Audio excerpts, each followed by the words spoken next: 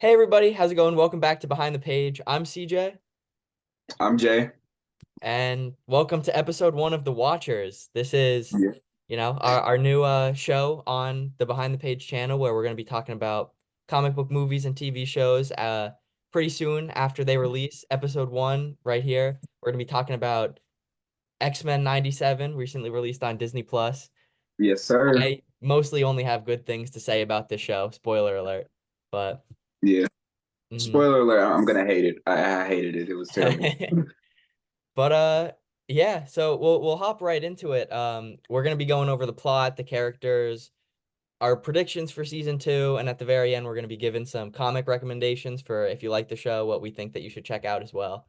Um, but first off, Jay, do you want to start with we could share our experience with the original Oh yeah. X-Men animated show. So X-Men 97, for those who don't know it, the description on Disney Plus it gives X-Men 97 revisits the iconic era of the 1990s as the X-Men, a band of mutants who use their uncanny gifts to protect a world that hates and fears them, are now challenged like never before, forced to face a dangerous and unexpected new future. This show, of course, did come out. Jay and I both weren't alive in 1992. No. So, do you want to share a bit about what your experience with that show is? Oh yeah, most definitely. So, like you said, we weren't alive, but I watched the show growing up as a kid because I seen there were reruns on it on cable TV. And I know a lot of y'all probably remember on demand where you could go and just watch any show that came out. And during that time or some older shows. So I used to watch X-Men, the animated series, and I just love the amount of characters, how colorful it was, that theme song, it just hooked me as a kid. Even up to now, I still now and then like rewatch some episodes. My friends could tell you, like when they come over, I used to just throw in a random episode of the X-Men animated series, just because why not? Mhm. So yeah, that's my experience with the original show. I loved it, and I was excited about 97. Like I knew it was gonna be good, and I felt like excited, but I wasn't like very ecstatic. I wasn't like losing sleep. Like man, I can't wait for this show. Like I had high expectations, but you know my expectations were very very exceeded. hmm Yeah, I didn't Yeah. watch the show too much growing up.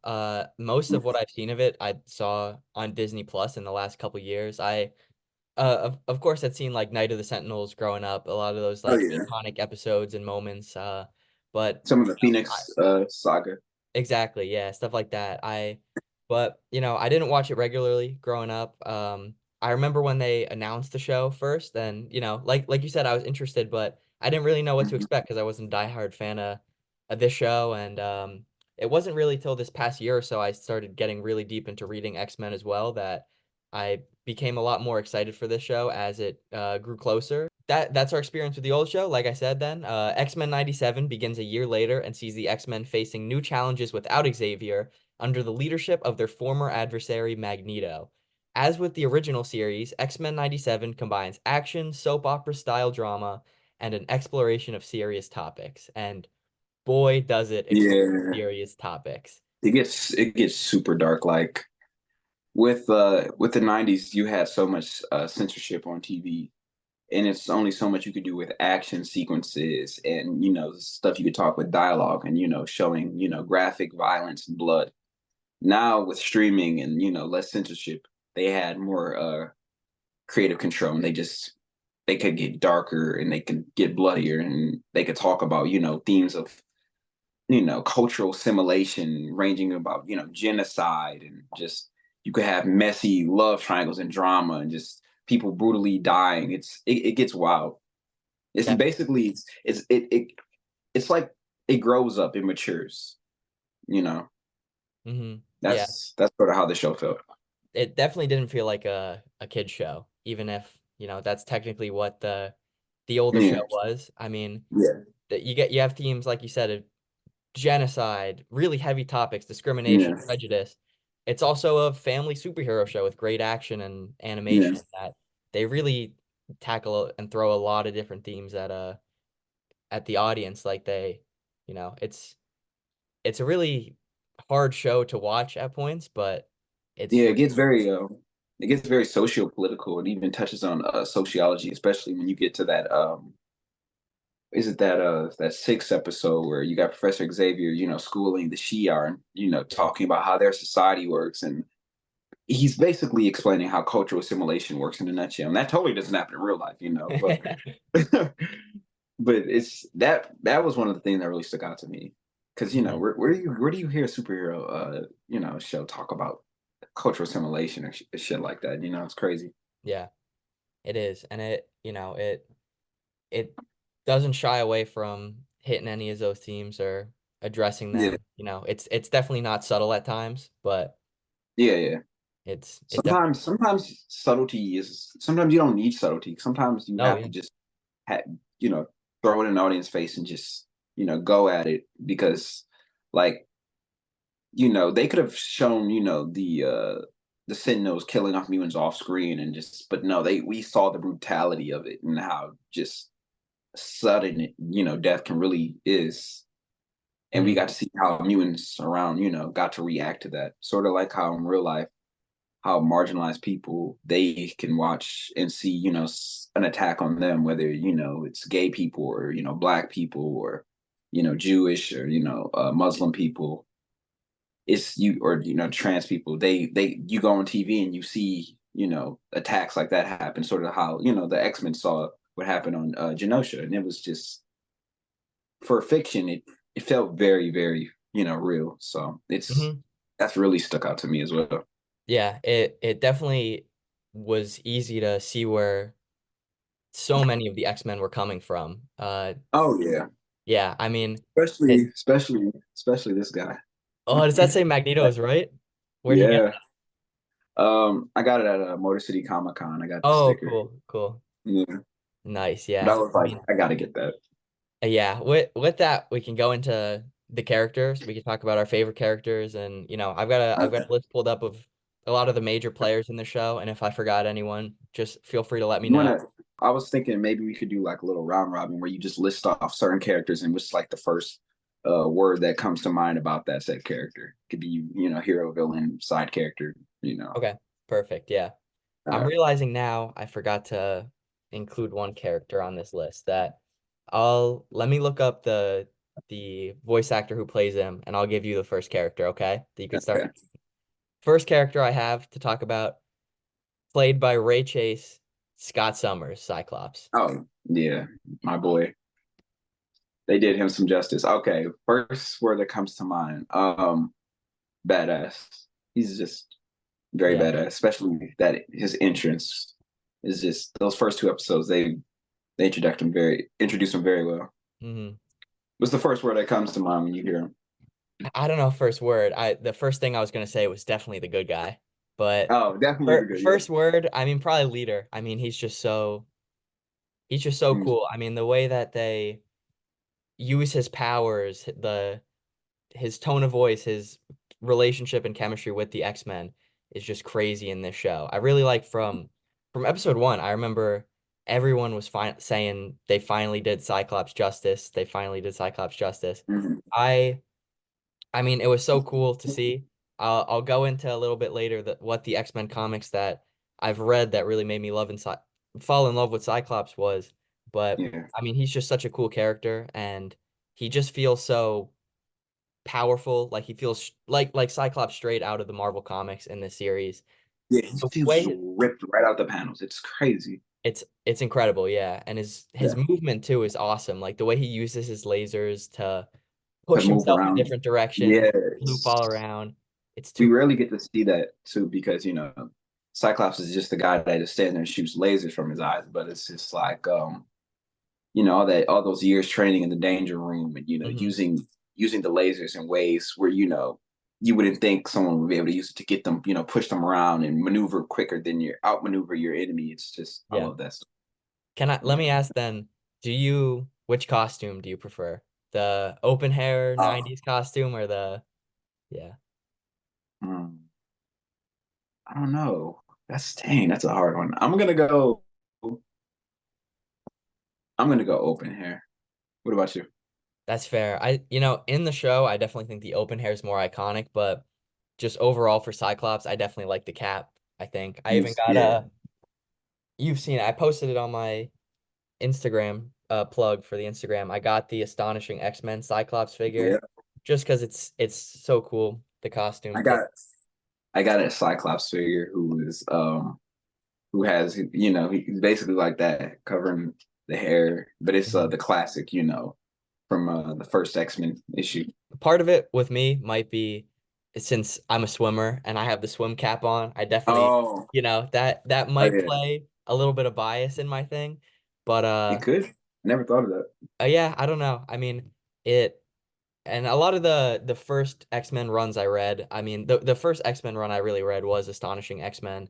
And the a lot of the ones I've really read since had him in that look. I mean, his Mhm. costume in the Krakoa era too has the hood and Yep. I think is great with the blue lines.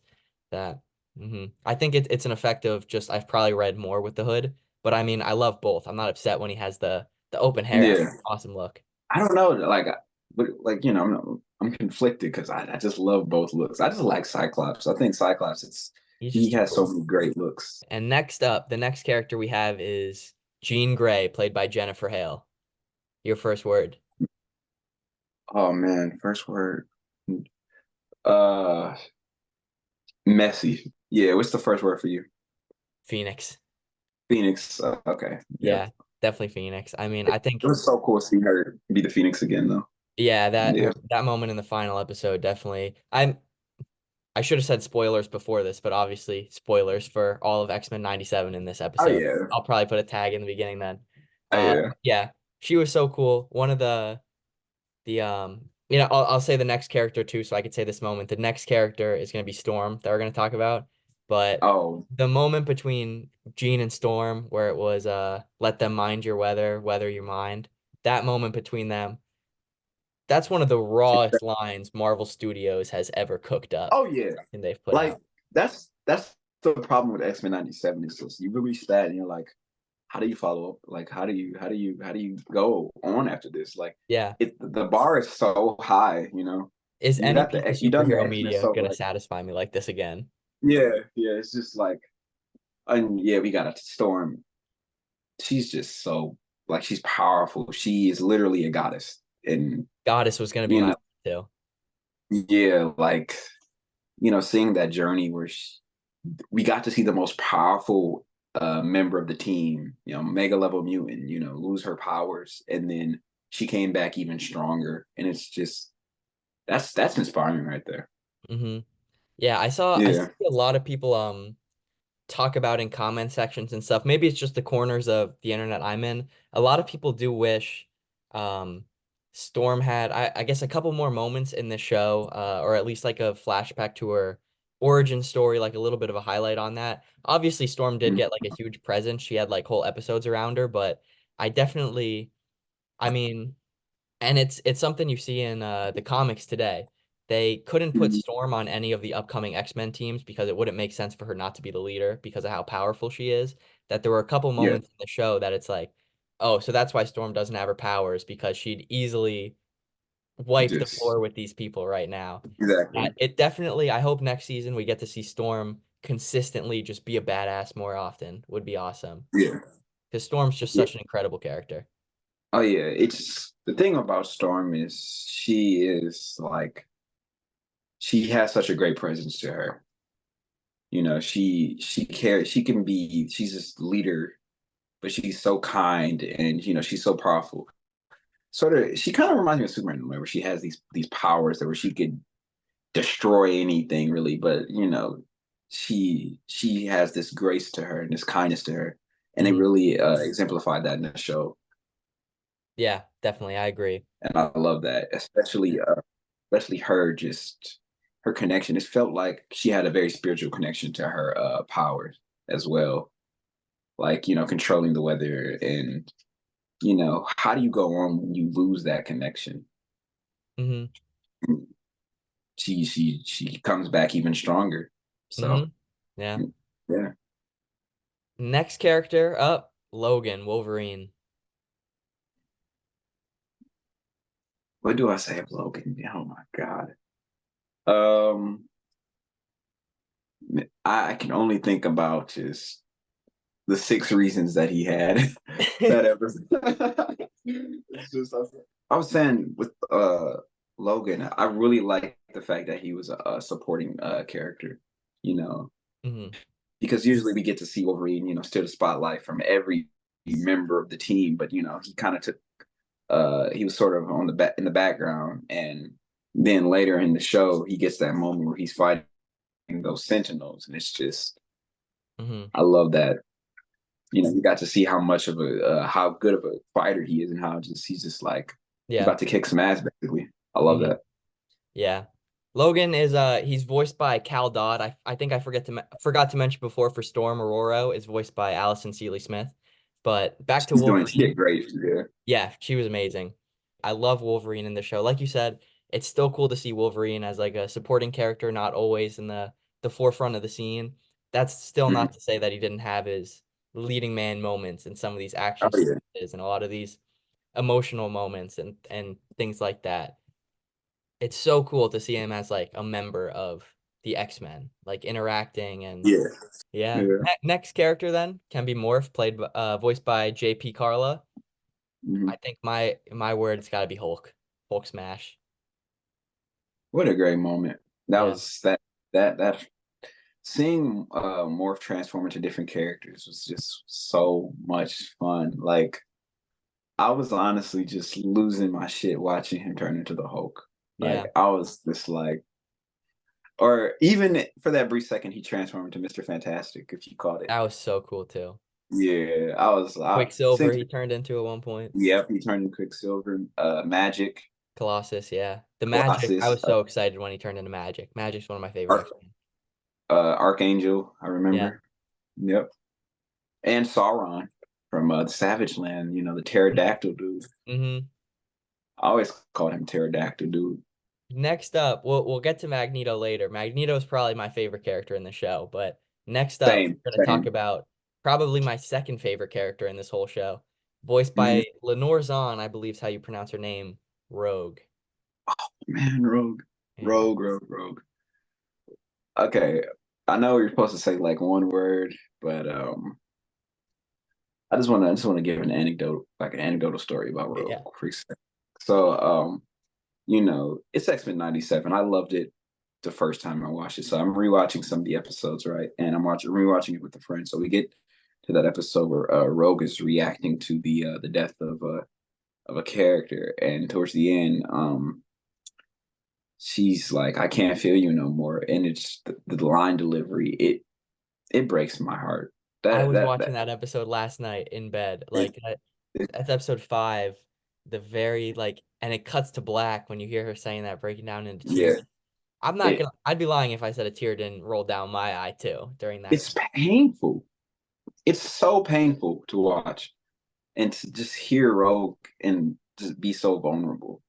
And I just want to say, I really appreciate X-Men '97 for doing justice to a character like Rogue, because let's be real, Rogue didn't get her doing the live action, for those Fox movies, you know, and seeing her just be so strong and just be so well written, it was great. It was great and refreshing to see, Hmm. you know, because she's arguably one of the best female superheroes ever, in my opinion. She's too cool. I mean, it makes me jealous that I don't have her Fortnite skin. It makes me wish I had that now. I think in Honestly, the last episode, the finale, the moment when it was mhm. Rogue flying after Bastion and said his name's Gambit, remember it. That that's got to be my That favorite moment in the yeah, finale. That that's was my just favorite too Rogue cool. moment. I had to Oh, rewind and post that on my story. oh, no, no, no. You know what number two was? She she killed what's that fucking idiot's name? Oh, when she dropped him from, yeah, that was Yeah, cool. I'm looking right at his face. The poor man's Oppenheimer. What's his name? Yeah, that's not Trask, Oh, right? oh yeah, Bolivar Trask, where Yeah, yeah, when she dropped him and she was like, he took my man. It was just like, wow. yeah. You could feel that pain. She Rogue definitely grieved in her own way. And honestly, that it felt very relatable because everyone grieves in their own ways after such loss. And especially the loss of Now I'm not just one loved one, but from her point of view, two loved ones. It wasn't Yeah, just yeah, Gambit or sure. Mag. With Rogue too, one of the coolest moments in the whole Mm, show was her confrontation with Captain America, voiced by Josh Keaton, which is, if we want to talk about Captain America, we can too. Great. yeah, That scene was just too cool. Rogue yeah. takes his shield and just chucks it into Just space. yeah, just throws the shield. Too It's like he's cool. like, I remember when they put the teaser out that first showed the Captain America shield, and it was mm-hmm. the first reveal that Captain America was going to be in the show. And I was thinking to myself, like, who could Captain America be facing against? Is he going against the X-Men? Is it going to be Captain America versus Cyclops, like this AVX type thing? But Oh, the confrontation between Rogue and Captain America was just, it was so well written. yeah. A part of me wish you didn't bring that up now, because now I want to see that like a nod to That's AVX a little bit. AVX. I don't, it's not in my season 2 predictions, but it's maybe in like my season 3 or 4 hopes for this show. Ooh, Yeah. they could if they want to get bigger and I mean, we saw you know glimpses of that Cyclops in some scenes, like the scenes where they're interviewing him and he loses and he's like, he yeah, loses his mind. He's like, the truth is, we're nothing like you because, like, and thank God we're not because we save you guys all the time. and That's then that Cyclops. yeah, That's then broken Cyclops. and he Run gets the down, Phoenix trying to. Force one day. Yep. Yeah. Yeah, like yeah, that scene where she chucks the shield because he's like, oh, I got my hand signed. He's like, oh, you wouldn't be needing this then. Just Mm-hmm. that's one of my favorite moments from her as well. She has so many Definitely. good moments and stuff. Mm-hmm. Definitely. Yeah. Oh, we kind of I want to speak about that joke that Morph does about Magneto and Rogue and the Oh train. yeah. It's so good. It's like that's another thing I, with these cartoons, you could people can throw in sexual innuendos, and that's one of my favorite ones I've seen yet. It's just like, oh, they're gonna be training, again All and day and again and tomorrow. all day, all night, just training, training, training, Yeah. training. Just like Magneto blowing her back out. Made me feel bad for Gambit. I I felt bad know. for the guy. Yeah. Uh, let's go into Gambit then. Voiced Okay. by AJ Lacasio, I believe. Hmm. I mean, Gambit's farewell in this show, his last moments were, I mean, what a sacrifice. What a sacrifice. Way too cool. Gambit's I mean, I'm looking at this list, 9 out of 10 of like these characters. Not that there's 10, but like most of them. I feel like I'm gonna say the same thing. They finally did this character justice. They did this character like so well. But Gambit, man, they really like they make you fall for Gambit, then they take him away from you. Just it honestly, yeah. They really just rip your heart out with Gambit. Hmm. And thing about Gambit is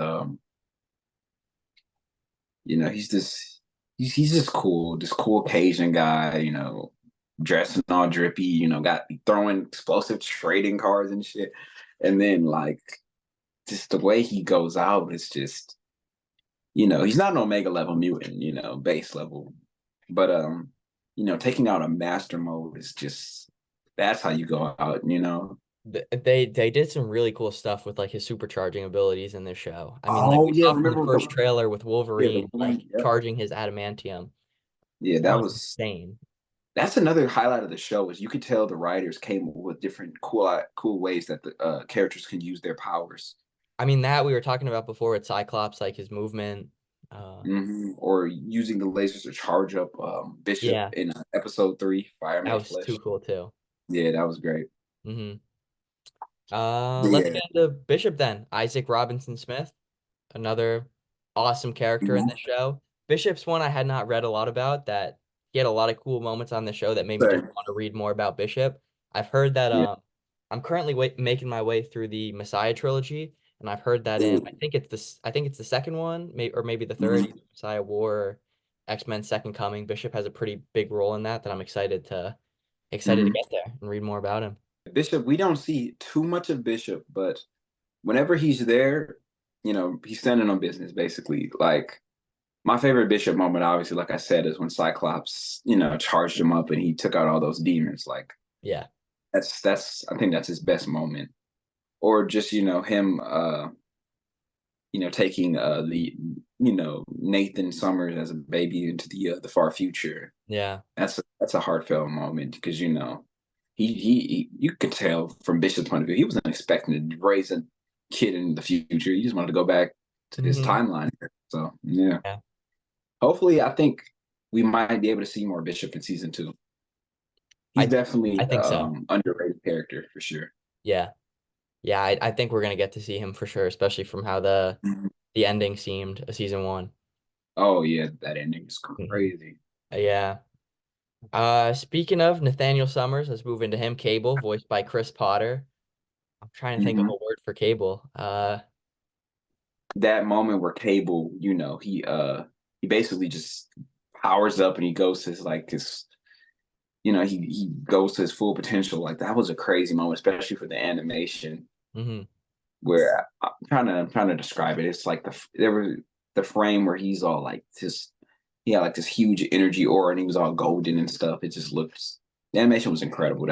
I think that's my favorite Cable moment because we Yeah. never usually see that side of Cable because we just think of the guy with the guns, the mercenary brute, but he's the son of Jean Grey and he also has that mutant ability too.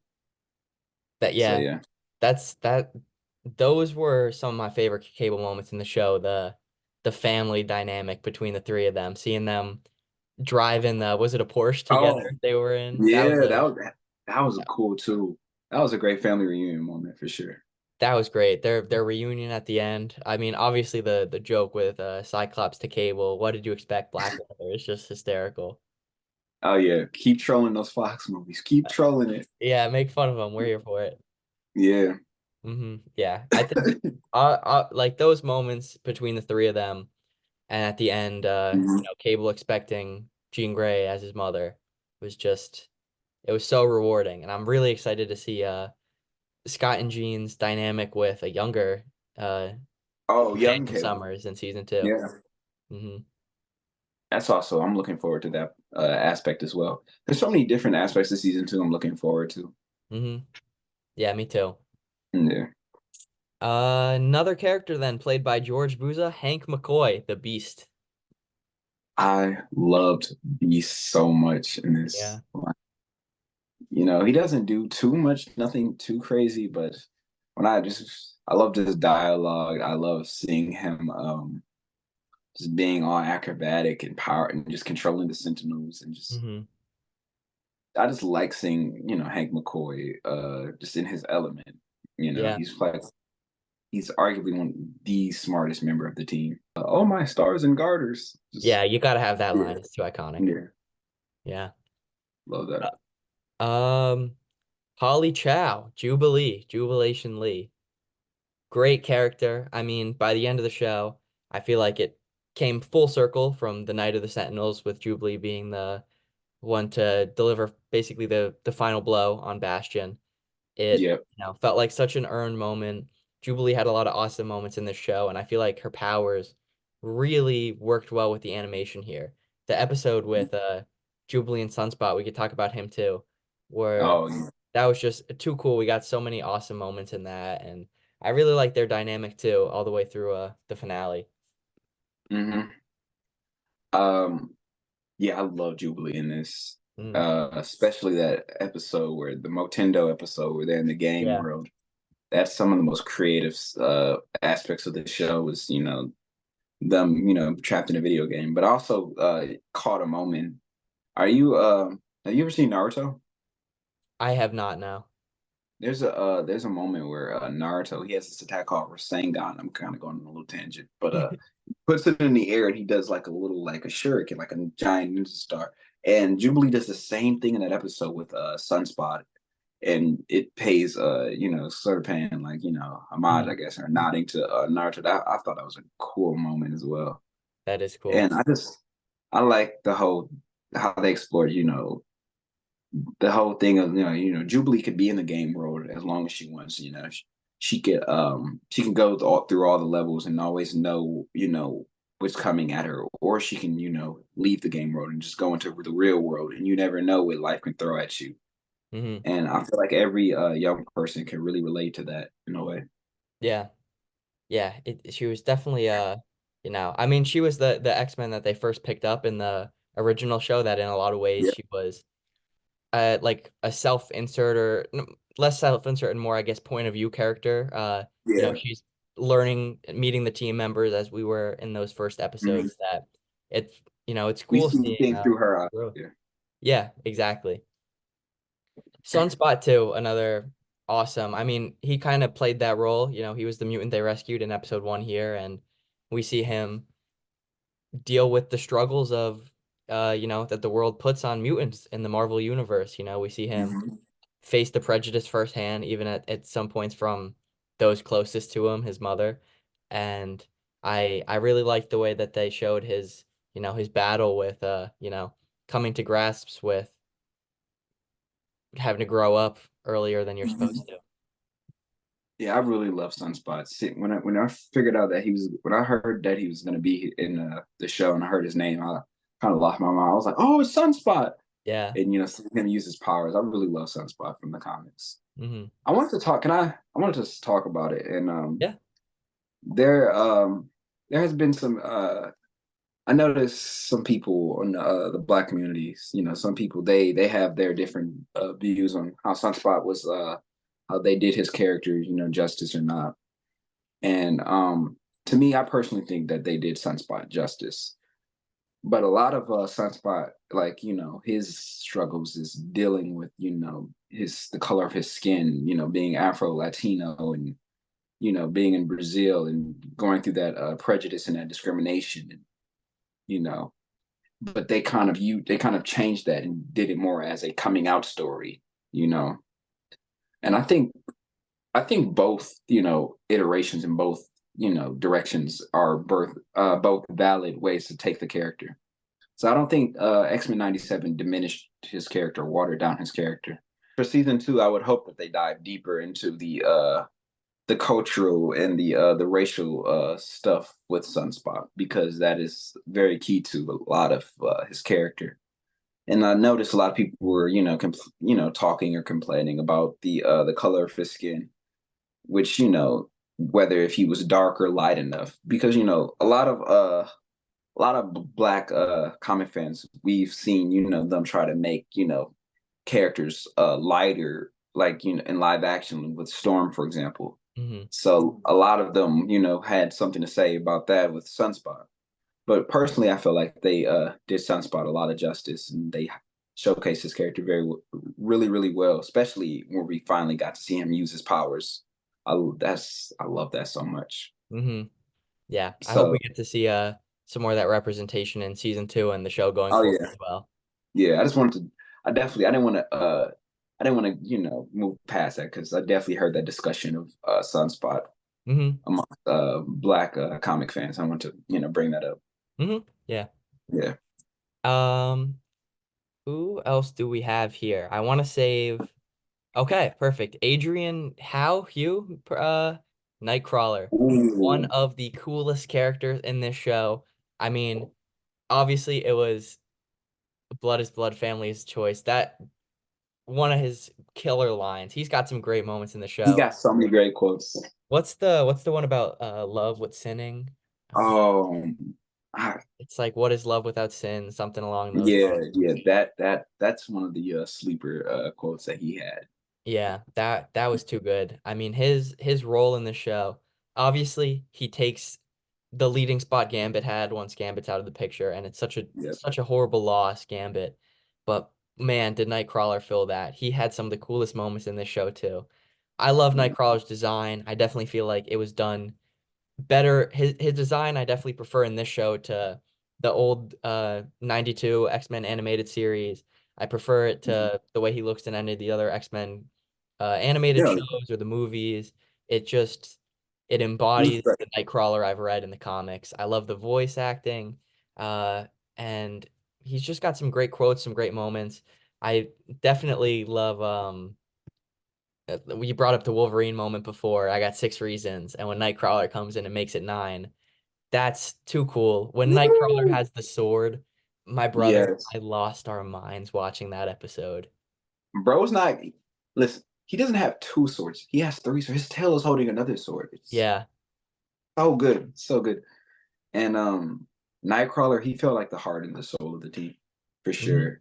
And I felt like it was a nice touch that they highlighted his him being Catholic Yeah. and his piety and how integral that is to his character. Hmm. And especially when he gave the eulogy at Gambit's funeral, it's so simple, so short, but it's sweet and it's perfect. Hmm. Yeah, he's They done so well in this show. What's the voice actor's name again? Adrian Hugh, Okay, yeah, Hough, yeah. yeah, he did an amazing job. Yeah. To Oh, and can we mention that that time we got to see the point of view of being dragged through the like teleporting with Yeah, Nightcrawler? That I lost it when I saw that. That's such that a was cool really moment. cool. Yeah. That was awesome. Yeah. I love his powers. Hmm. We also have transitioning to I would say the main villain of the show, Bastion. No, he's misunderstood. Y- You're not a good person. You just don't get it. Yeah, obviously. Uh they I don't know, out of Bastion, who I knew less about probably than any of the other major characters in the show going into Right. it, they made one of the coolest comic book TV, comic book movie villains out of him. Or not coolest Oh is yeah. the word, but like one of the most terrifying. Like there were stakes because of Bastion. I was Yeah. terrified Bastion was going to kill any of my favorite members of the X-Men I throughout, was scared too. yeah, the whole finale. Theo James did Yeah, yeah. such a great job voicing Bastion. Bastion was annoying, irritating, had a very punchable face, Hmm. just intimidating. What blows my mind is how tactical and how he's in the shadows for a lot of the early episodes. But if you rewatch those early episodes, you see him in the shadows, like in episode 5 before all that stuff happens in Genosha. Um, if you can see him at the corner of the frame walking by, and it just gives me chills. I'm like, he's pulling the strings the Yeah. entire time. He gives me Palpatine vibes sometimes, but then at the Yeah. same time, he's not sending people to do his dirty work, because we seen him, what he did to Henry Gyrick. He killed that motherfucker himself. And to be fair, Gyrick had it coming. It's Gyrick. Mhm. Yeah. That was dark. That's one of. Remember earlier we were talking about how dark this show can get. The killing off of Henry Gyrick is like ooh, Yeah. yeah. But yeah, Bastion, what a great villain. Hmm. And I love that they use this lesser known character and showcased them. Yeah.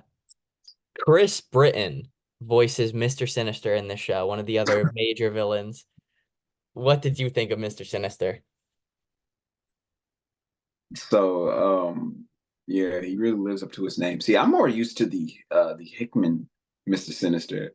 Who Hmm. Mr. If you Krakoa. if you know Hickman Mr. Sinister, he's still Mr. Sinister. It's just he's sort of like a sassy little diva in a way. Yeah.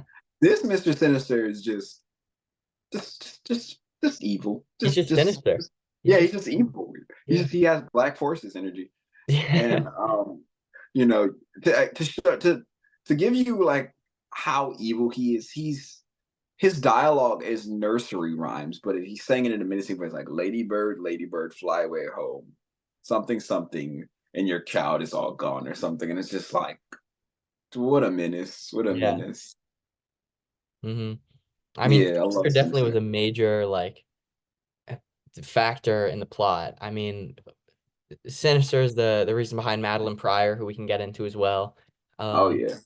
I mean, I feel like Sinister had that moment at the end of the show when his face gets all old and warped. Definitely had that coming from the start. Oh yeah. Bro deserved that. Yeah. Such a terrible, terrible person. Hmm. Yeah. Yeah. So I'm pretty sure, I'll look it up. I would imagine the Madeline Pryor voice actor is also Jennifer Hale, who voiced Jean Grey. But Yeah. I really liked the role of Madeline Pryor in the show. I thought it was really interesting the route they took with instead of it being Scott cheats on Jean with Emma, it was Scott cheated with Madeline and Jean had kissed Wolverine in the same episode. Mhm. I'm pretty sure they use very similar dialogue to the scene where Jean found out about Scott with Emma in the scene when she appears in the mind of Scott and sees him kissing Madeline Pryor. I thought her role in the show was really interesting. Heartbreaking her final moments with Cable before Genosha happened. But Yeah, that she deserved better. yeah. Yeah. Madeline Pryor, I'm gonna address the elephant in the room. Everyone's down bad for her design and all that, blah blah blah. But her design was great. The voice acting was great.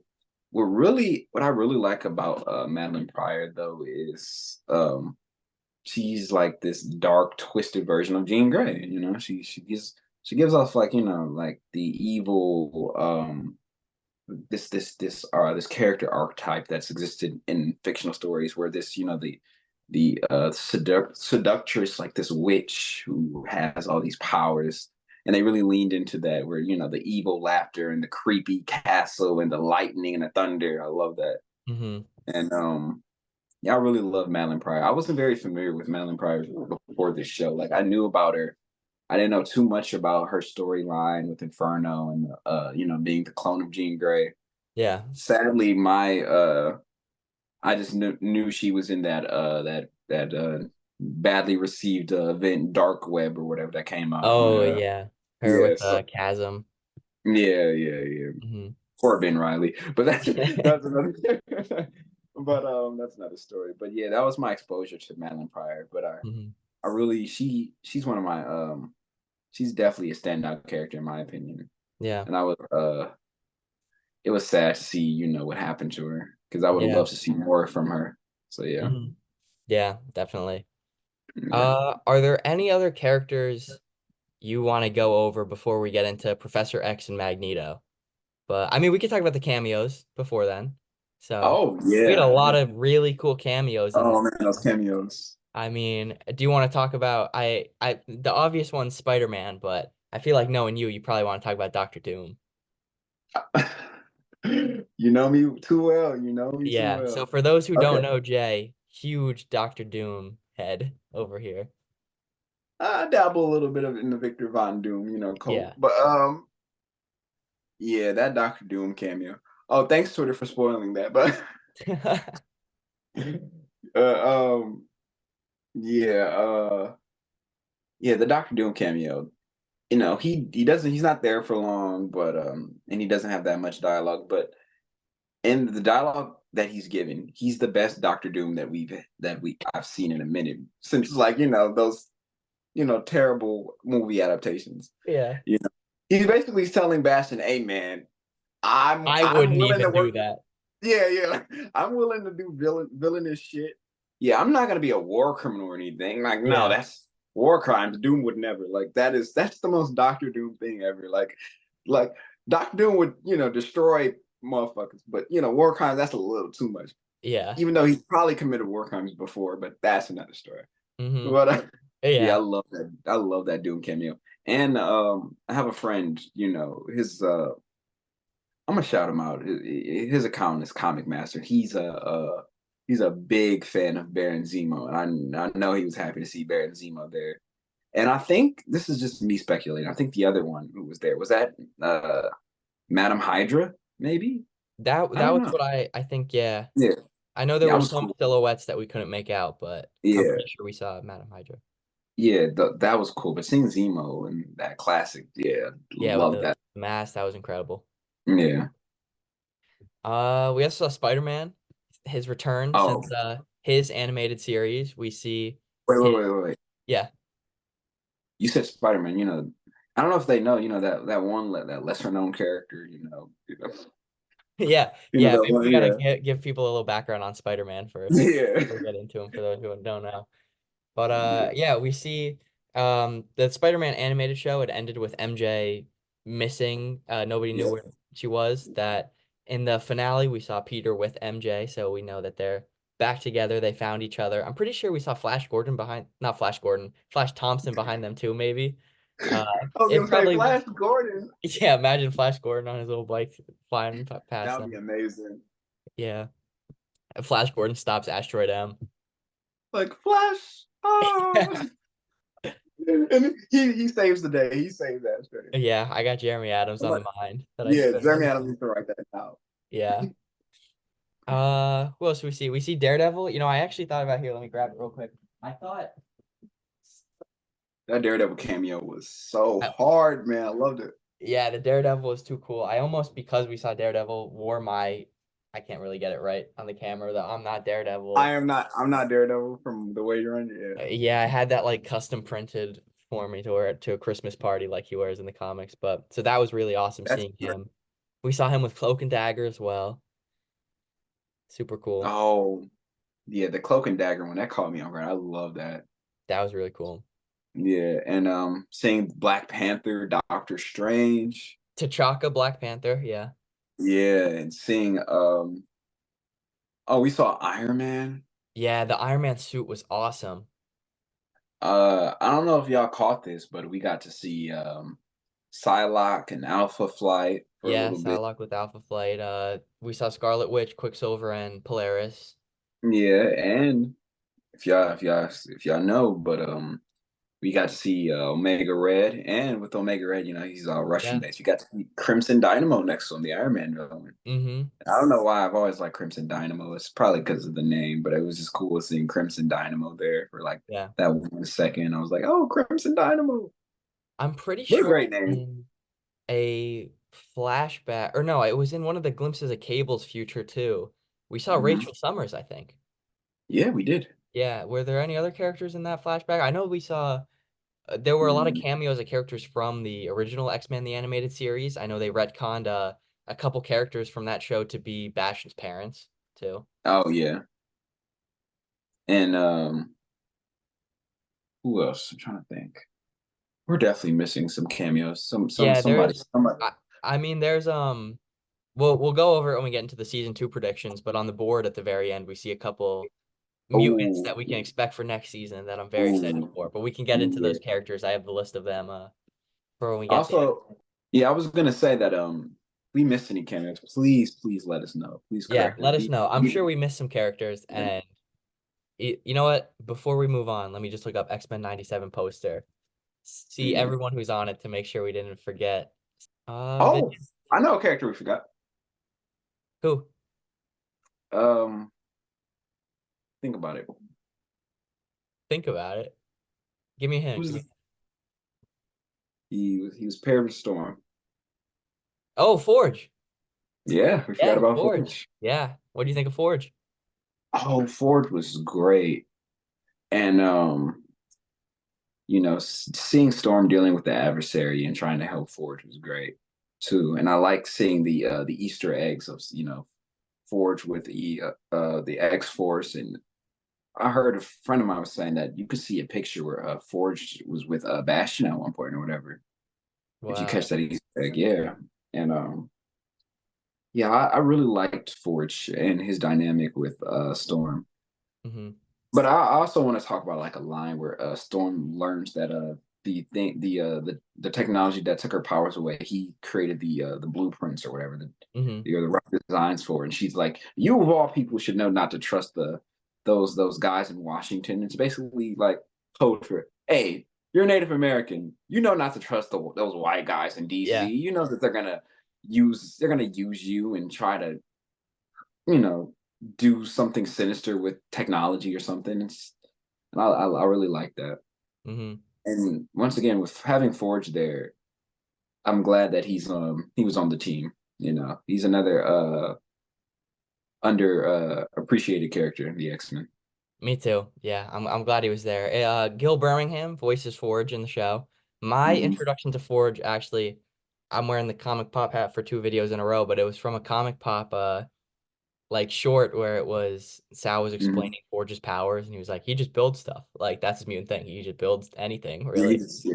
And it was pretty funny. But yeah, I thought it was really cool in the show. Definitely liked his pairing with Forge. I hope we get to see a lot more of him in season 2. Also, it looks Yeah, like we will. yeah, most definitely. Hmm. Then on that note, I'm sure we still probably forgot some people. So call us out in the comments for that. Yeah, I'm so glad I caught Forge. I was like, wait a minute. Yeah, thank God. Mhm.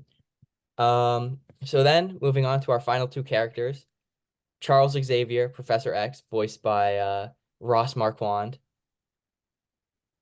Oh, I'm sorry. I'm sorry. We forgot more cameos. I just realized. Who? In that episode where it's episode 6 where we see like Oh yeah.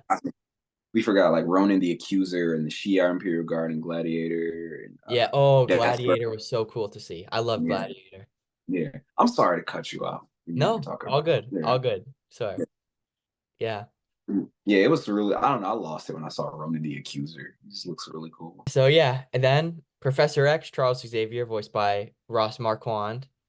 What did you think of the show? What did you think of his return from the Shi'ar Empire? Um, yeah, I generally don't like Professor Xavier in the comics. Like, I think that he is a man who has made a lot of questionable decisions, and but he has a very noble goal, and it's that's his dream. But I felt very sympathetic towards this Professor Charles Xavier, Hmm. and his struggle with wanting to be on Earth, but wanting to be in the stars with his love, Yeah. the Shi'ar. I really loved it, and I liked it that they sort of did the Grant Morrison new X-Men thing where he sees all the mutants being wiped out, and he's just like my children and all that. Like Hmm. that goes right back to the imagery. Anyone who has like telepathic powers in this show, the imagery is crazy, like downright psychedelic. Yeah. Like yeah, and him seeing the skeletons of everyone, like just I love that. Yeah. But I think Charles Xavier was definitely a character that I didn't expect to really, gravitate towards and sympathize towards. I Hmm. think my favorite is just seeing his dynamic with Magneto, but that's in general with Professor X. Is you love to see him play off of Magneto. Yeah.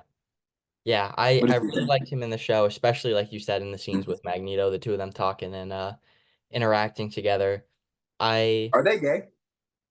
They might be. They might be, you know. I don't know. Yeah, maybe they have the Danger Room book too for a while. But yeah, I liked the two of them. I really did like Charles Xavier in the show though. It's funny, I was talking to one of my friends and since he's so used to the movies with Patrick Stewart, he was like, I didn't know Professor X wasn't actually British. But Oh, yeah. that was pretty fun. Or at least didn't have that like, Patrick Stewart voice. He just associated with Professor X. Yeah, maybe maybe that explains how he got in the wheelchair, dealing with Magneto. Yeah. But yeah, speaking of like Professor X, we got to see Mora on the council too. That's Yeah, that another was really cameo. cool. Banshee And was fun Sebastian, too. Banshee. yeah, Banshee, Sebastian Shaw.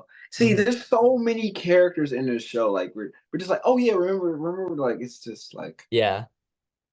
it's like a Yeah. checklist of just characters. It's like, oh, they got him, they got her. In like a very like well done and not like just Forced away. bait way. Yeah, forced way. Yeah. Like, they really did a lot of like great they paid service to like the fans. Like what I Hmm. really like is I forget where I saw this quote somewhere, but I like when continuity is like an Easter egg and not really a requirement. And Yeah. it really just like if you knew like a couple things about the X-Men, it really paid off in this show. Yeah. Yeah. Hmm. Like anyone could watch this show and enjoy it and take so much from it. But if you are a hardcore fan and you watch the animated series and you read the comics and just if you're just if you're a fucking nerd basically, then Hmm. you're gonna take so much from the show. You're gonna have so much fun with it. Yeah. You're gonna get the joke about the whole black spandex thing. You're like it's gonna pay Yeah, off. definitely. Yeah. Going on then to the best character in the show. Oh my god. Matthew Watterson plays Magnus, Oh Eric Magneto. gosh. I got this quote. I forget if I saw it on, yeah, I got it on a TikTok of it was a scene, it was a clip of the scene when they're in Genosha and they say to Magneto, most other nations don't allow a terrorist to be their leader. And Magneto says, yet so many allow their leaders to be terrorists. And the top comment that I had to take a screenshot of to read here was Marvel made Venom an anti-hero because it was cool, but Marvel made Magneto an anti-hero because it was too hard getting him to look like a villain. That goddamn. Yeah. That's some real ass shit. Yeah. Woo. Yeah. Magneto is he's just too real.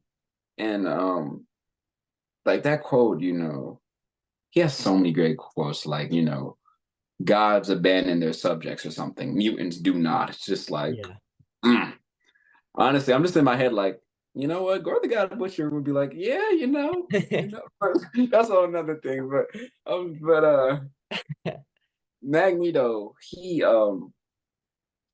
I'm gonna admit, most of the emotion, the moments that pulled me and got a tear for me is the Magneto stuff, especially in the episode 5 where he that PTSD was kicking in. He was getting Yeah. those Holocaust flashbacks, and he used the trains against the master mode, and it's such powerful imagery to see a Holocaust victim use trains to fight and to fight their oppressors, Hmm. and saying that he'll be avenged, not just the mutants, but all those that died in the Holocaust. And it's just that just hits me like that. It's That's some great stuff. Or in the finale where we're in his mind and it's like a bunch of raging waters and the music. Oh, speaking of music, what are y'all doing? Release that fucking soundtrack. It's so good. I Yeah. need my storm theme. But We need it. We need that. yeah, what I'm saying, yeah, Magneto, all those emotional moments. It's oh I'm well, look at me. I'm over here talking about all these moments later on. The first 2 episodes where he takes those guys up into space Yeah. and he's like the line delivery. He calls them bigots and sycophants and worms. Hmm. And he's like, he basically saying like, "Hey, bro, I'm trying to do good. Don't fuck with me. I'm trying to I'm trying to be a better person. Don't make me not go back into Yeah. my old ways because I mean, that's he's just tired. He's tired of I don't blame him. Professor X and, giving people a second chance because they never take it. He always ends up being hurt.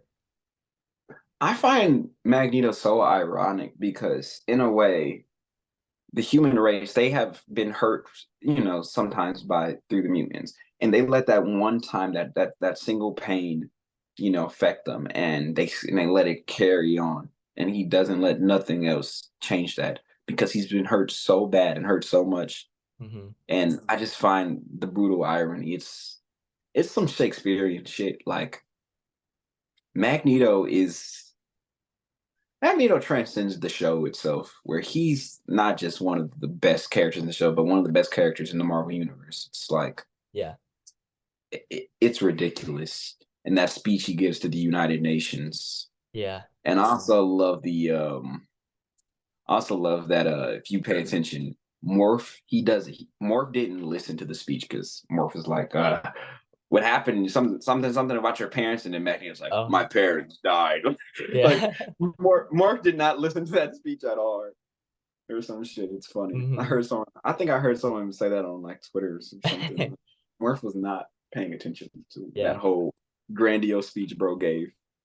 But yeah, Magneto, yeah, I think he's my favorite character from the show by far.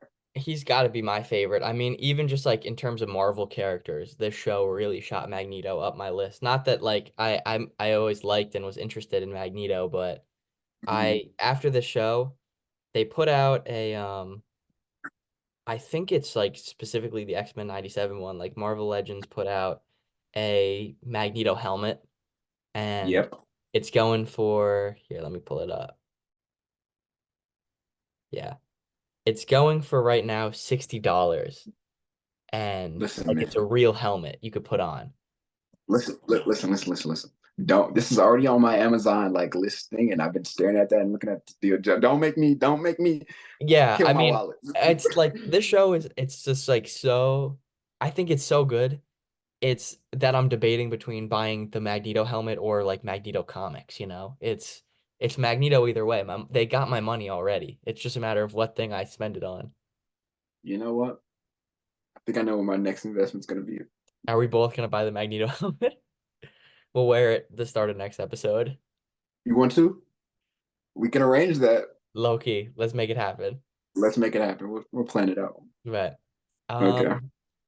yeah, I mean, I mean, speaking of the helmet, I was by the time it happened, was so hyped to see Magneto put that red costume back on.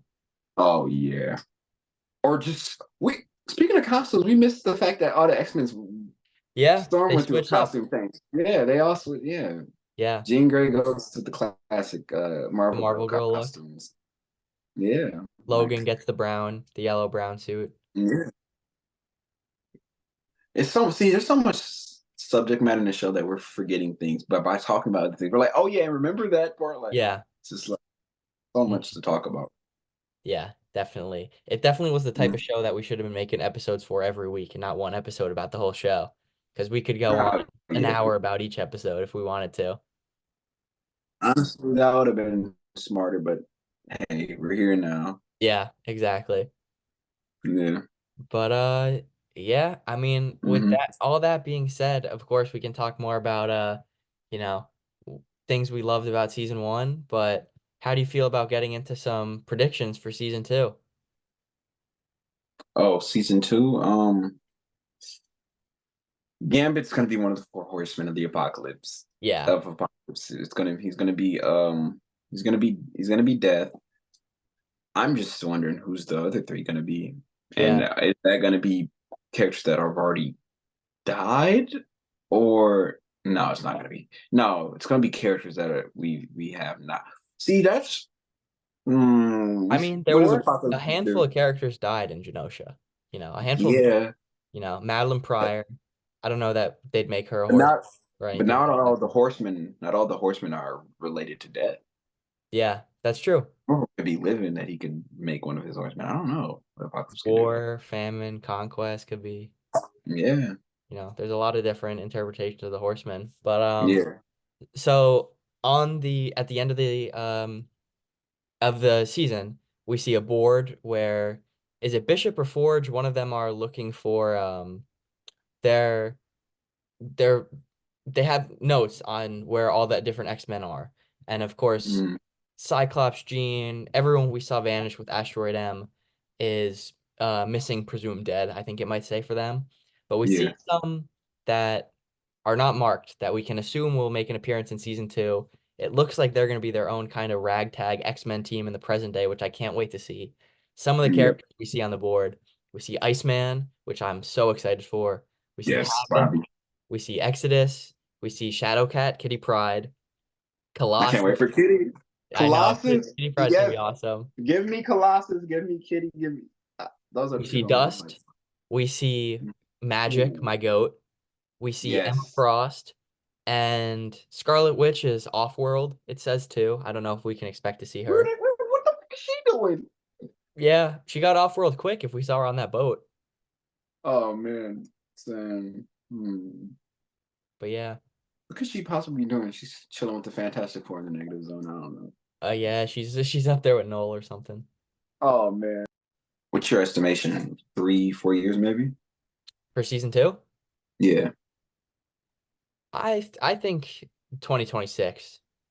Oh, I feel like 2026, close maybe late 2026. I don't think like 4 years. I think because I mean no. the it's not like there's nothing done. I think they're on the animatic stage, which I think is different from animation. They're not there yet. I'm pretty sure they're like Mhm. I'm probably am way wrong, but they're probably like storyboarding right now. They still have to do the voice acting and all that stuff. But the script's done. I imagine they did, Yeah. a little bit of stuff simultaneous with season 1, but Voice acting wise, yeah. hmm Like the reason why I say 4 years is I highball it because I try to make it keep seem in my expectations. mind that that is super far. But then if it comes out closer than I think, then I'm gonna be like, oh, that's not too far away, even though it's probably like, damn, Yeah. yeah. I should have been telling myself the Batman Part 2 was gonna come out in like 2030. Then I wouldn't have been so heartbroken with that delay. Oh, yeah, You know? yeah. I'm gonna let them cook though. Yeah, definitely. So we don't see where Wolverine and Morph at the end of season one. Where do you think they transported to? Do you think they went with to the future with Cyclops and Jean, or you think they're in ancient Egypt? What if it's neither? What if they're in some limbo or something? I don't know. Yeah. That's it. It could be. Damn, I don't know where them motherfuckers at. They could be anywhere. They could be Hmm. anywhere in the time stream. That's kind of crazy. I Yeah. didn't really think hard about him. That's a good question though. Hmm.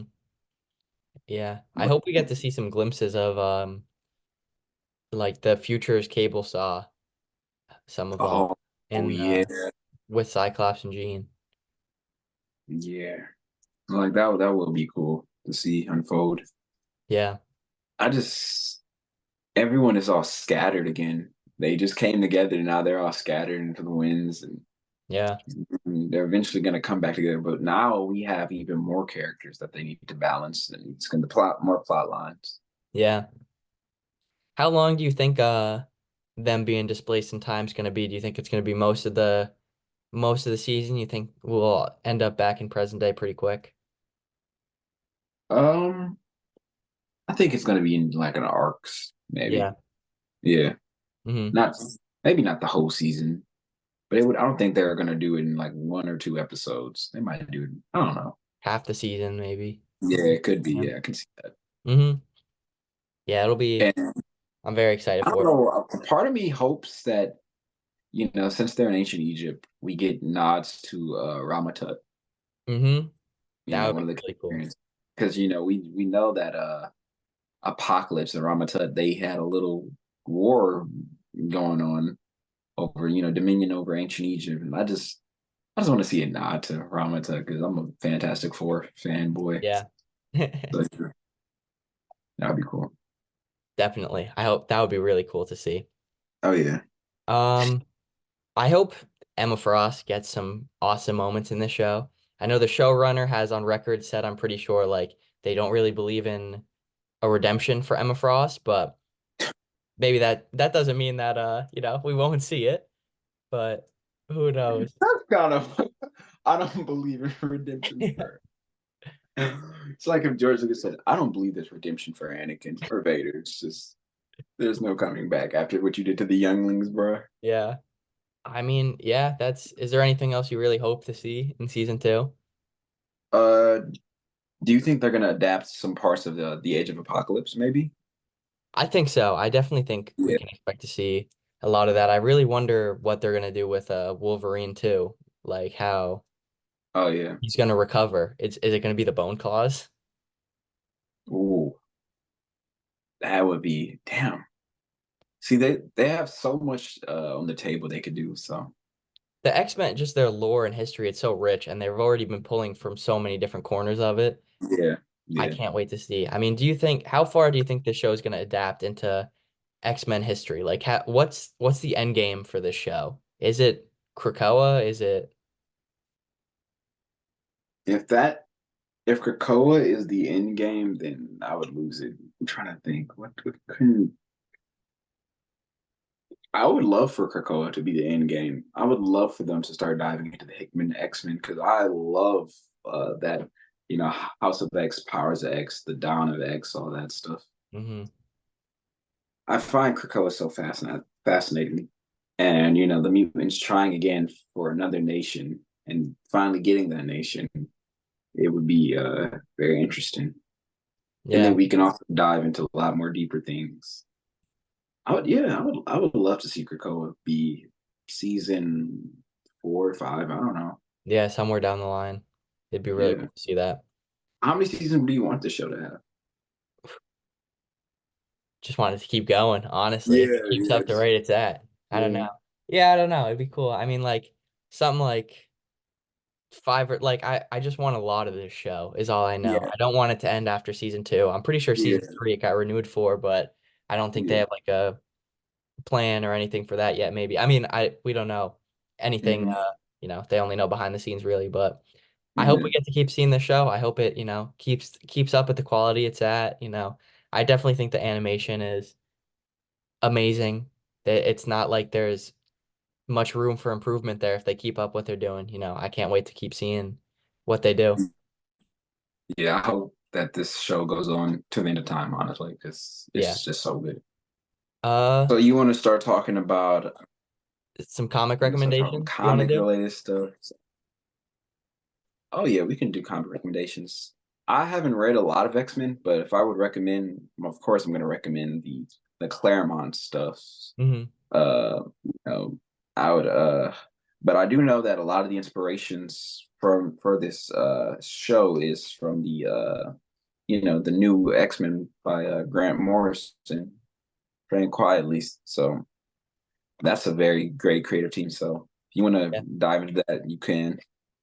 Yeah. And like I said, I'm a huge fan of House of X Powers X, which is like one of my favorite things Jonathan Hickman has ever did. And when I first read it, it just blew my mind because it throws so many high concepts at you, but it has so much heart as well.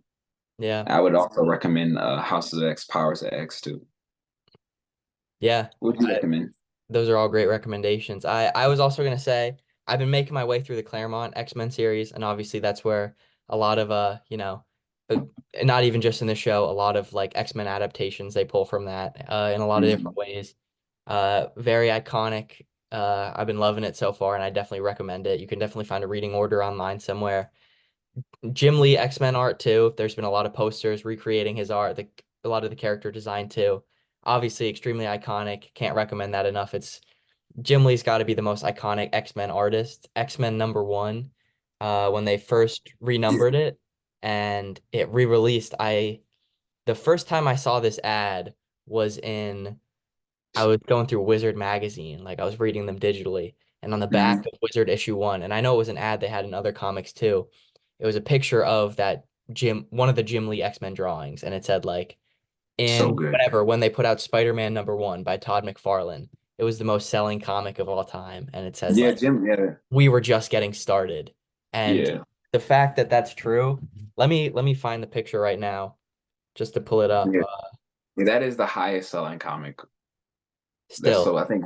Yeah, it's so the most units. That's insane. Jim Lee is he's a legend.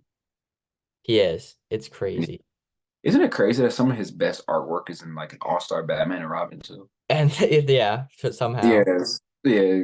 Contrast the writing. Yeah, in 1990, Marvel Comics broke all records when Spider-Man #1 sold more copies than any comic ever published. We were just warming up. X-Men #1. And Wow. the fact that they put out this ad and it was true, it just blows Yeah. my mind. So cool. Yeah. Like, Still to this day. yeah. That marketing back then, man, was crazy. Yeah. They they should definitely go back and just kind of take notes and be like, hey, man, we got to go back to what we did. Like Yeah.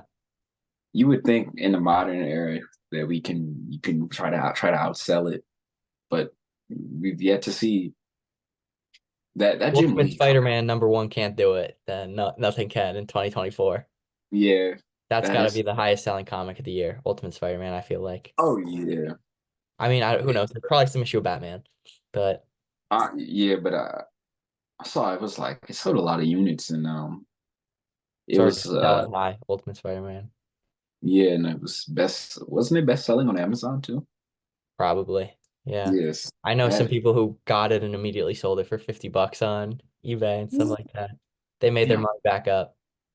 yeah, But yeah, like you said too, new X-Men by Grant Morrison, they pull a lot from. That's another run where it's very heavy in its topics. It's not afraid to address any, serious matters similar to X-Men '97 in a lot of ways. The series yeah. starts with Genosha, so it definitely pulls a lot of inspiration from that and the repercussions of it too. Also, if you want to get into the Joss Whedon run, Astonishing X-Men, or That's an easy entry point. Another one is if you want to get more Madeline Pryor stuff, you want to read the Inferno storyline as well. Yeah. Or if you really want to go away from all the big mutant stuff and all that, if you want to get into the some more I would say it's dark, but it's a very human story, and it's called Magneto Testament, and it's written by oh man, I'm blanking. I'll look it Phenomenal. up. I'll look it up while you. Yeah, phenomenal writer too. It's basically the story of Magneto, the origin story of him, growing up and being in the Holocaust. One of the most heartbreaking stories I've ever read in my life. You want to get that's Greg Pak. Greg Pak. Greg Pak. Yeah. Yep, Greg Pak. Yep. He uh he wrote Magneto Testament. That's really good. If you really want to get more of that, you want to see how that started and how did he get that cold point of view towards the human race. That's where it stems from. Hmm. And you want to dive into X-Men Fatal Attractions, where that iconic moment where Magneto rips out the Wolverine. adamantine, Yeah. yep, from Wolverine. Kind of reminds me of Doom did to Thanos Yeah. Really. in Secret Wars. But what else? There's so much So the recommendation I really wanted to hammer in on is the Bendis X-Men saga. That mhm. it's mostly told between the titles of All New X-Men and Uncanny X-Men. You can find reading orders online, and I'll put one in the comments too, um, that you can find if you want. So a lot of essentially in this one of the main plot points of that series is the original five X-Men are brought from the past to present day. So you're dealing with the morals and repercussions behind that. I think it was Beast that brought them to the present day, and so many of the different X-Men have different opinions on the fact that they're there. Um, and meanwhile, this happens post Avengers versus X-Men, where spoiler Ooh, alert for Avengers versus X-Men, I also recommend you read that event. Scott is possessed by the Phoenix and kills Professor X. yeah. Um, I haven't read that yet, but I know that moment and I can't wait to read it. It looks so cool, man. yeah, you definitely got to check it out. Yeah. So at at this point in the Marvel universe, half the world views Scott as a terrorist, half the world views him as a savior figure almost. And the story really just goes some crazy places, and it's really cool seeing the conflicting morals and the morality that Scott Summers has after he's endured so much of what the Marvel universe has put on him after House of M, after the Messiah trilogy, after Avengers vs. X-Men, what is put on both Scott and just mutant kind as a whole, compared They go to through his so much. younger, more innocent self who's right there. You get to see Yeah. them interact and talk, and they're on opposite sides too, which is really interesting. And they also, Yeah. so one of the first plot points of X-Men 97 is the last will and testament of Charles Xavier. It goes to Magneto in the show.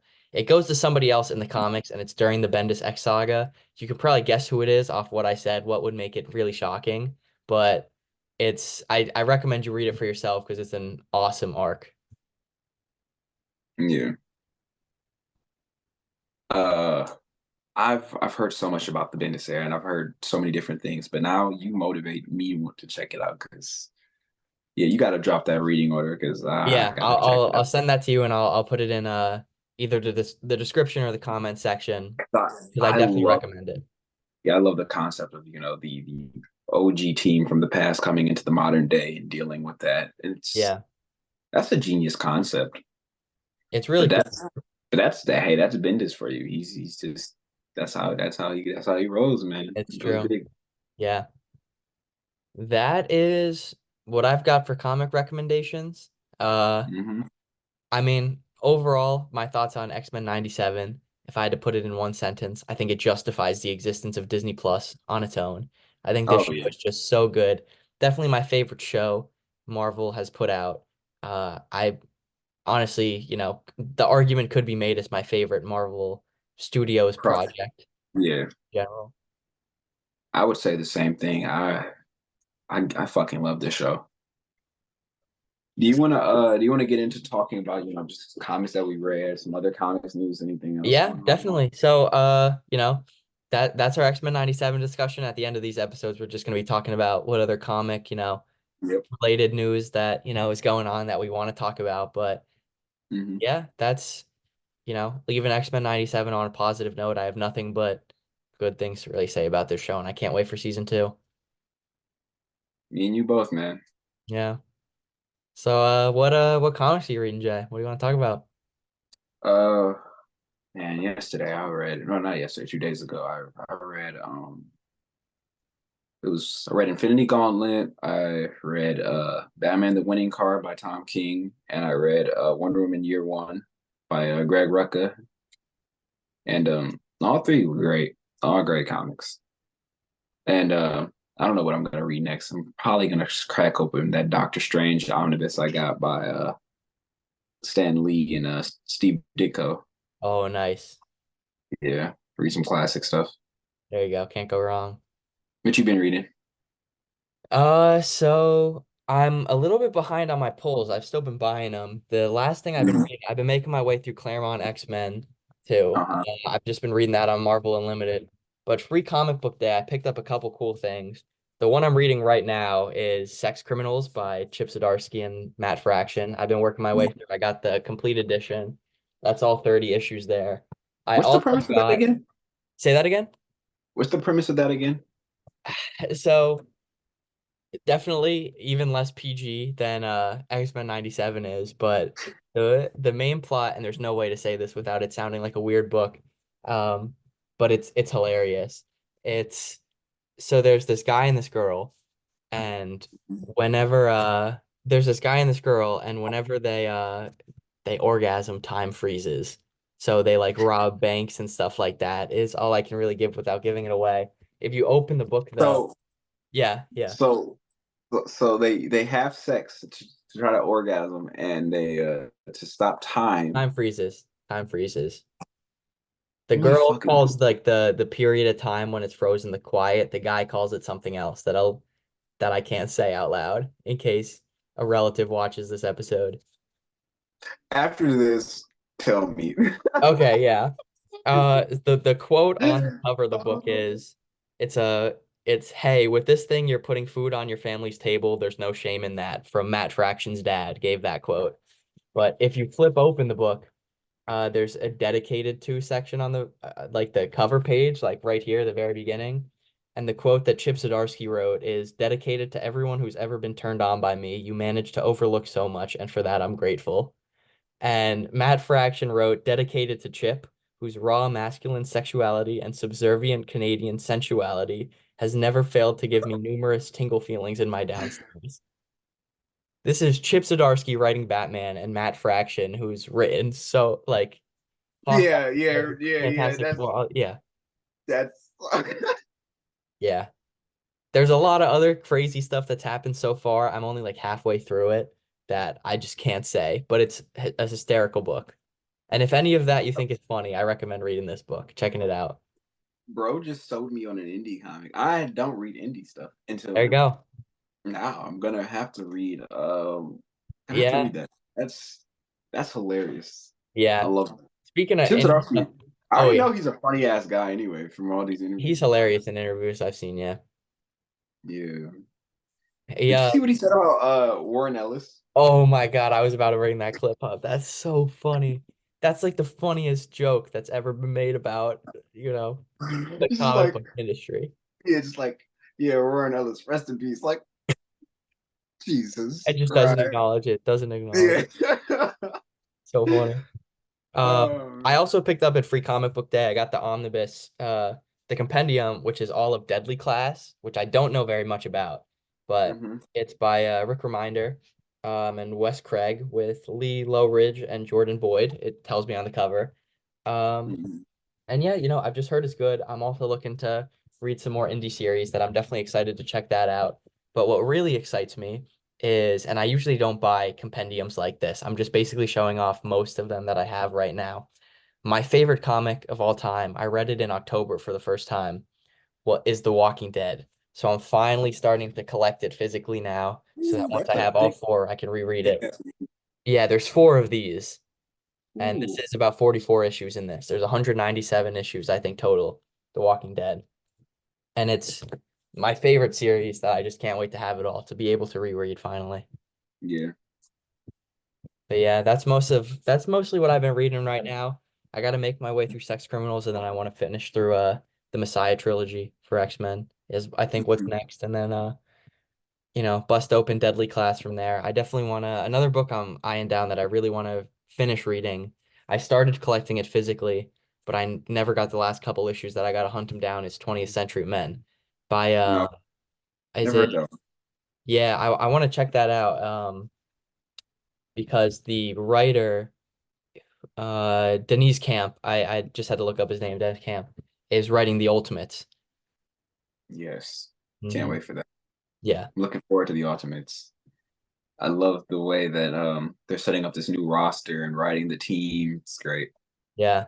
Um, what was I gonna say? Oh, I'm thinking of also getting reading some Flash because I want to read some Jeff Johns, some Joshua Williamson stuff. Yeah. Speaking of X-Men, we they announced that they found someone to write the script for the Yeah, the movie. X-Men movie just got announced today that we're filming this, and it's just all we know is it's the writer who did the recent Hunger Games movie.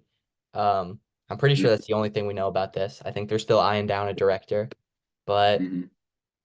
I mean, hopefully it's good. Hopefully they follow Yeah, obviously not make it rip off of what we see in '90s. X-97, but follow the template of what worked.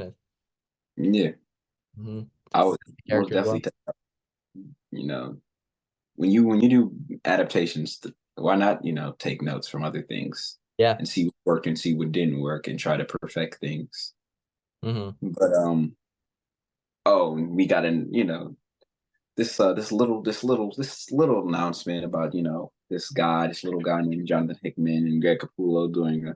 Wolverine 5 issue miniseries. This is Yeah.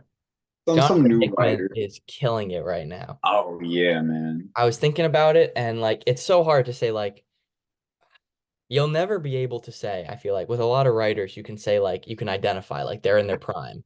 But Yeah, Jonathan Hickman, it's so hard to say that because if you say he's in his prime now, then Secret Wars wasn't his prime, then yeah. It's Hoxpox like wasn't his prime, and it's just he is yeah. just consistently putting out like I don't Ultimate know. Spider-Man, the Doom one shot that just came out, Avengers versus Aliens announced. Do you think this is just wishful thinking, but maybe in like 30 years or something, they're gonna release like an omnibus called the Marvel Universe by Jonathan Hickman, and it's just gonna collect like Fantastic Four, Avengers. Well, there's already whole omnibuses of those runs. That would be a Yeah, but just yeah. the Hickman version, which is just Hickman's Marvel Universe, and I see those I reading would, orders online, like yeah, Hickman's Marvel Universe and stuff. That just like just his Ultimates and his new Ultimate Spider-Man and his X-Men, Avengers, Fantastic Four, Shield, yeah, like people I didn't read Shield, but I know it's good because it's Hickman. yeah, But like just the way he views the Marvel universe, some of that recent Doom one shot that he did with Sanford Green, hmm. great issue. Like So many people are talking yeah, about that it's issue it is too, hard.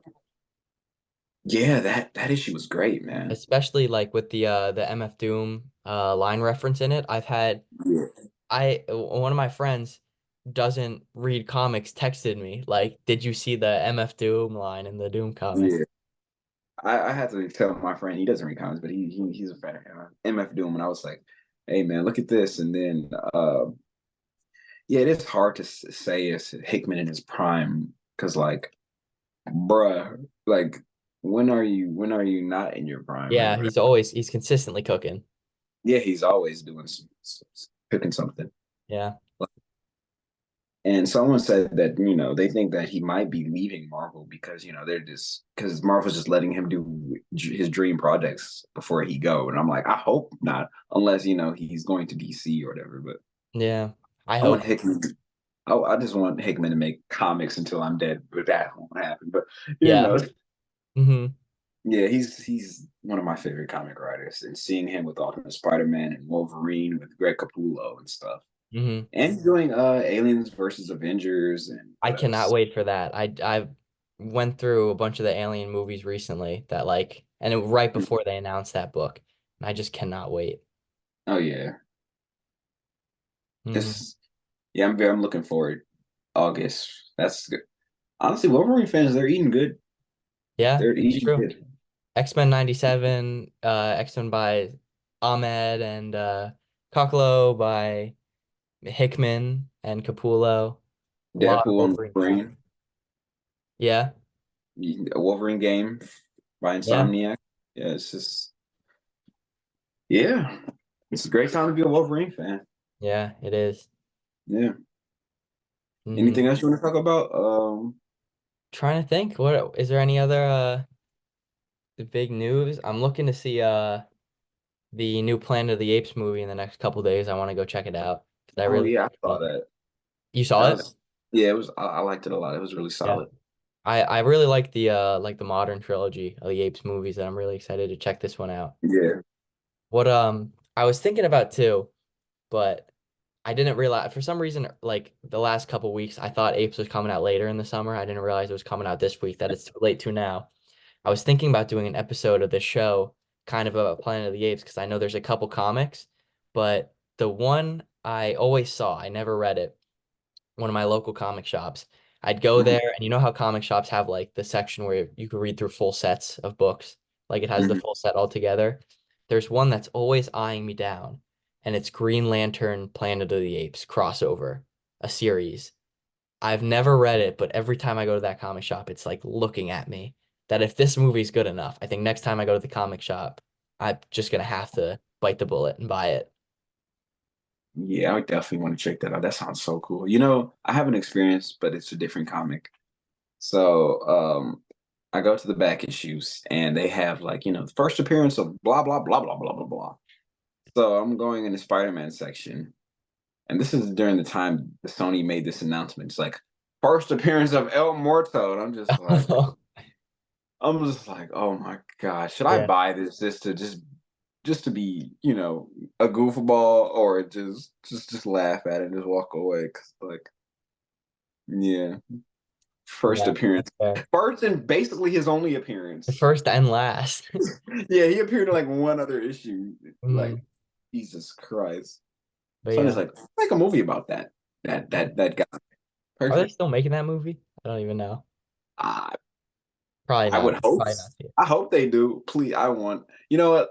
They don't. The movie doesn't have to actually come out in theaters. I just want a trailer. That's all. I just want to Yeah. see. I just want a meme. I just want to Mhm. laugh at it. Yeah.